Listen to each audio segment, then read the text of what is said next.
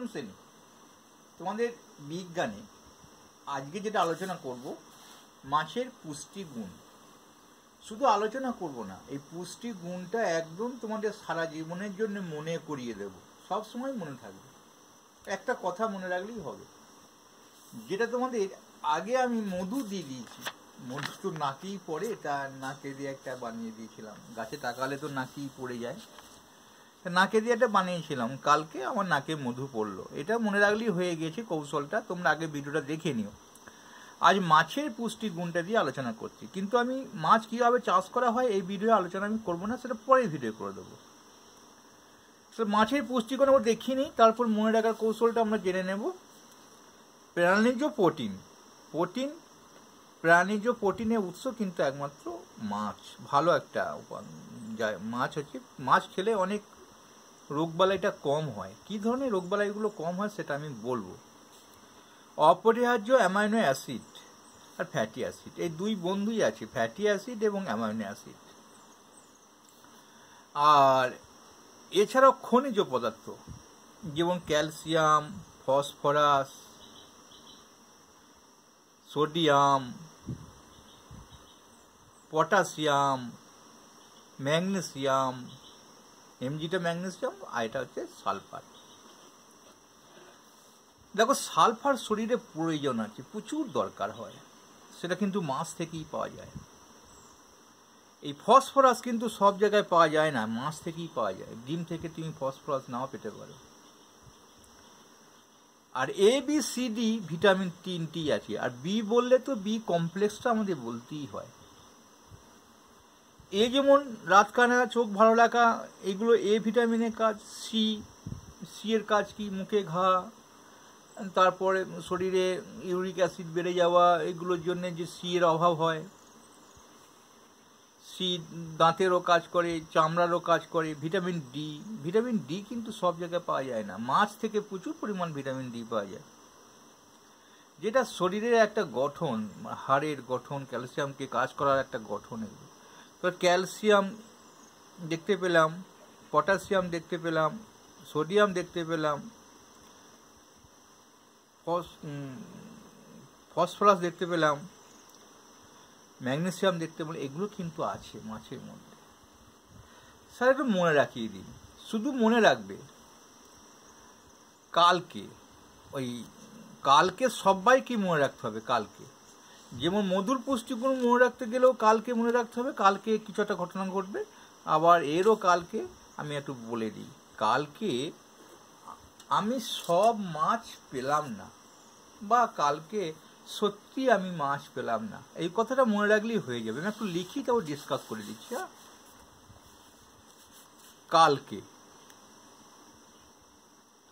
কালকে আমি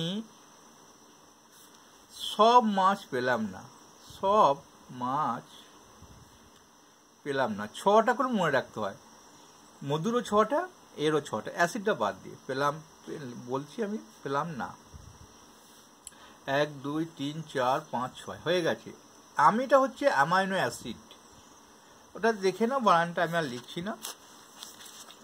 amino acid, আর সঙ্গে আর এক বন্ধু থাকবে, একমাত্র মাছেতেই থাকে, ফ্যাটি অ্যাসিড। তোমাদের যে কটা আলোচনা আছে, মানে চায়ের পুষ্টিগুণ, মধুর পুষ্টিগুণ, আর মাছের পুষ্টিগুণ, আর পোলট্রি মুরগির পুষ্টিগুণ আমি আলোচনা করবো। এই চ্যাপ্টারটা সব স্যার পড়ায় না, এড়িয়ে যায়, একটুখানি দাগিয়ে দেয়। এটা ভালো বোঝাবার মতো নয়, কিন্তু ভালো বোঝাবার মতো একটা, আমি বুঝিয়ে দেবো, চ্যাপ্টারটা সবই আলোচনা করে দেবো। তো এবার আলোচনা করি। কালকেটা দেখো, কয়া একা হলে কি হয়, আমরা কি লিখি? CA। এটা কেই লিখে দেবো।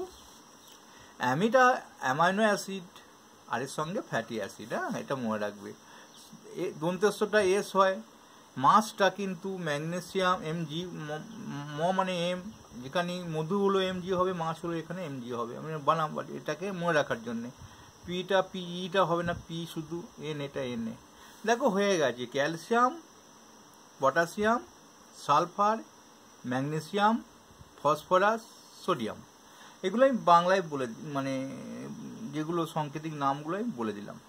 তোমরা কিন্তু লিখে ফেললে কীভাবে দেখতে পাচ্ছ, এইভাবে লিখে দিলেও কিন্তু হয়ে যাবে। এটা অ্যামাইনো অ্যাসিড আর ফ্যাটি অ্যাসিড।